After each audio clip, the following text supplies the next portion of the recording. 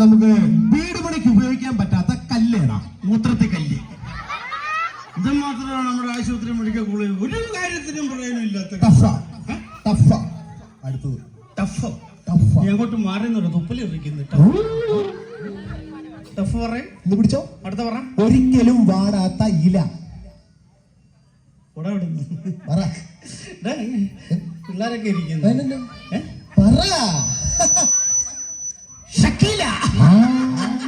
ശരിയല്ലയോ?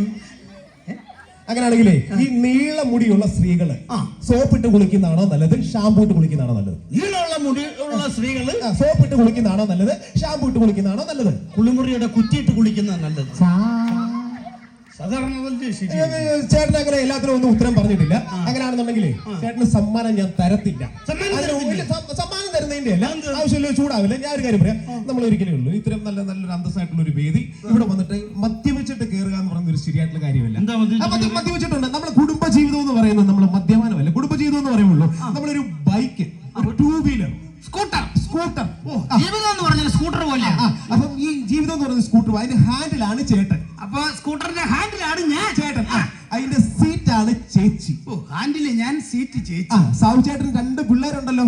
പിള്ളേരുണ്ട്. ഇത് വീല്, 2 ചക്രം. അവരാണ് വീല്. അതായത് ചേട്ടനും ചേച്ചിയും പിള്ളേരും അടങ്ങുന്ന ഈ ഒരു സ്കൂട്ടർ. അതായത് ഞാൻ പറഞ്ഞുതരാം, നീ പറഞ്ഞു മനസ്സിലായി. ഹാൻഡിലാണ് ഞാൻ ചേട്ടൻ, സീറ്റ് ചേച്ചി, വീലെന്ന് പറയുന്ന 2 പിള്ളേര്. അത്രേ ഉള്ളൂ.